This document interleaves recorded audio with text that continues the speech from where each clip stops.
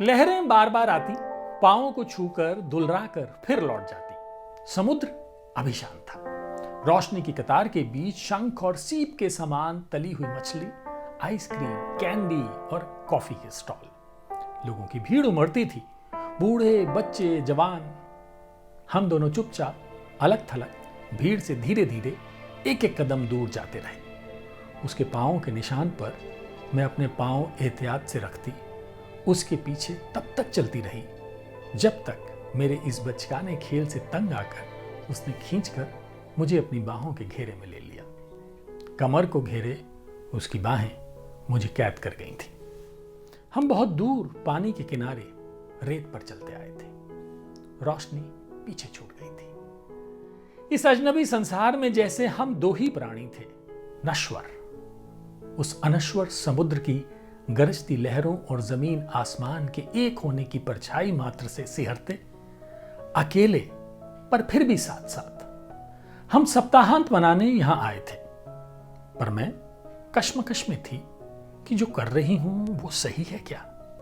उसका मेरा परिचय लंबा था, पर अब तक जो मन की परिधि में कैद था उसे शरीर का विस्तार दे पाना क्या संभव था मेरे लिए। हम ऐसे ही मिलते रहें ये भी हो सकता था। कॉफी लाउंज में, रेस्तरां में, कला दीर्घा में लंबी बातें होती जो खत्म नहीं होती, और दूसरे दिन बातों का सिरा खोजकर हम फिर नई बातें बुनते। शुरुआत तो ऐसी ही हुई थी। उसकी भूरी आंखों में अजीब सी शरारत कौन थी।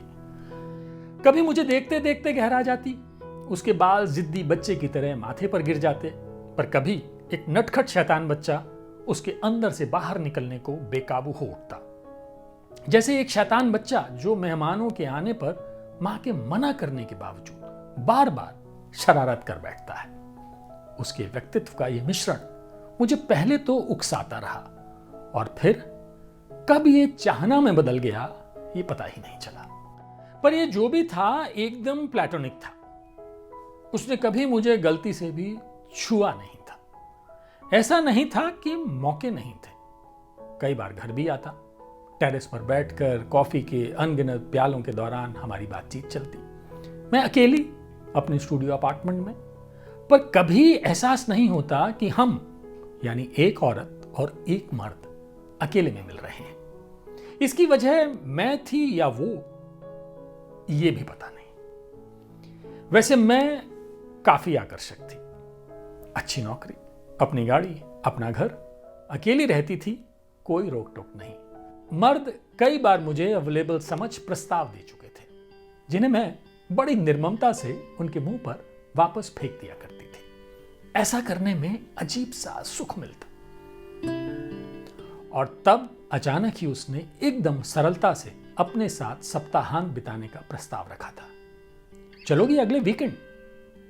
मैंने चौंक कर देखा था उसे, टटोलने की कोशिश की थी। क्या था उस प्रस्ताव के पीछे? चेहरे की मासूमियत के पीछे कोई और वक्र भाव, भंगिमा? कहां? मैंने अनजान बनते हुए कहा था। मेरा चेहरा पढ़ ना ले इस भय से मुड़ गई थी, उसके लाए फूलों को वास में डालने के बाद। मैं क्या चाहती थी? इस रिश्ते का यह विकास शायद स्वाभाविक ही था। अपना मन टटोला तो लगा कि कहीं से उसकी ओर से किसी ऐसे प्रस्ताव का इंतजार ही कर रही थी। दैहिक अनुभूतियां सनसना गई थी। उसने जगह का नाम लिया था। मुड़कर उसकी ओर देखा तो उसकी आंखें हंस रही थी। चेहरा जरूर बेलौस था। हां, व्हाई नॉट? एक जिद के स्वर में मैंने कहा। फिर पलट मत जाना, मैं उनमें से नहीं तो तय रहा। जाने के पहले मंथन करती रही। अगर हमारा रिश्ता शरीर की हदों को छूने लगे तो संतुलन मुझ में शायद ना रहे। मुझे उससे नहीं, अपने आप से डर लगने लगा था। उसने एक बार फिर बीच में कभी टोका था। अभी भी सोच लो। मैंने एक बार हां कह दी है ना, अब मैं बंध गई थी अपने ही बनाए बंधन में। पर अहम प्रश्न यह था कि क्या छूटना चाहती थी? उस जैसे सुदर्शन युवक का साथ और उसकी मेरे साथ की चाहना क्या मुझे भी बेकरार नहीं कर रही थी? मैं अपने को नैतिकता के सवालों से पृथक रख रही थी। जो जरूरी था मेरे लिए वो ये कि मैं क्या चाहती थी।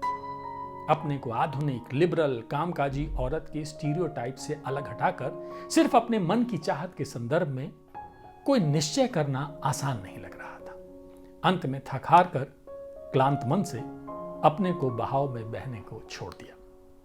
आज छुट्टी का पहला दिन था, या ये कहें कि पहली रात थी। दिन तो बीत चुका था। उसकी बाहों में चलते चलते रात की संभावना मुझे कहीं आशंकित कर रही थी। होटल लौटे थे, मैं तुरंत अपने कमरे में आ गई थी। टब में पड़ी पानी और साबुन के फेनिल झाग में लेटे मन को खाली छोड़ दिया था। फोन की घंटी बजी थी। अगर तुरंत नीचे नहीं आई तो भूखा सोना पड़ेगा। रेस्तरां बंद होने का समय हो गया है। बस 10 मिनट में नीचे पहुंचती हूं। खाना मुझसे खाया नहीं जा रहा था। हर कौर अटकता था गले। पानी के छोटे छोटे सिप में लेती रही, वो तन्मय होकर खाता रहा। पोस्ट फिश के कतले, रशियन सैलड, बेक्ड चिकन, ओक राता मेरी पसंद के व्यंजन थे, पर आज मेरी भूख मर गई थी। इतना बड़ा कदम उठा तो लिया था, फिर अंजाम तक पहुंचने में ये हिचकिचाहट, इतनी घबराहट मुझे क्यों हो रही थी? तुम खा नहीं रही? कहां? खा तो रही हूं। मेरी आवाज कुछ कमजोर सी थी। वो बातें करता रहा, खाने का आनंद उठाता रहा। मेरी मानसिक दशा से जैसे बिल्कुल अनभिज्ञ। बिल आ गया था। जब तक वो साइन करता मैं उठ गई थी। मैं एक सिगरेट पी लूं। उसकी आंखें जाने कैसी शरारत से चमक उठी थी। तुम जाओ, थक गई होगी, शुभ रात्रि। मेरा कंधा थपथपाकर वो पलट गया। कमरे में पहुंचकर दरवाजा बंद किया और फिर बंद दरवाजे पर सर टकाकर हाफ गई। छूट जाने का सा एहसास, पता नहीं क्या था। कपड़े बदलकर बिस्तर में दुबक गई। सुबह फोन की घंटी से नींद खुली। गुड मॉर्निंग, नींद अच्छी आई? उसकी आवाज मुझे दुलरा गई। तैयार होकर नीचे पहुंचो, फिर आज का कार्यक्रम तय करते हैं। दोनों दिन हम खूब घूमे।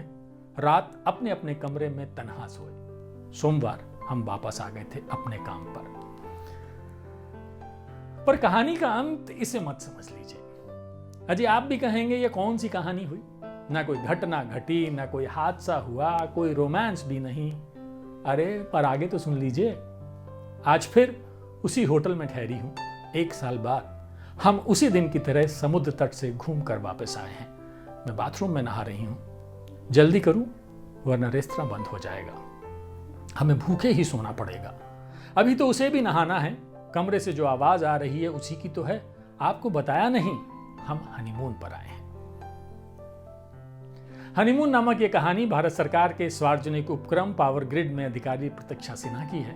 प्रतीक्षा की कहानियों में मानवीय संवेदना, संबंध और जीवन बड़ी सहजता से आते हैं। खुद उन्हीं के शब्दों में शब्दों और सुरों की दुनिया खींचती है। रंगों का आकर्षण बेचैन करता है।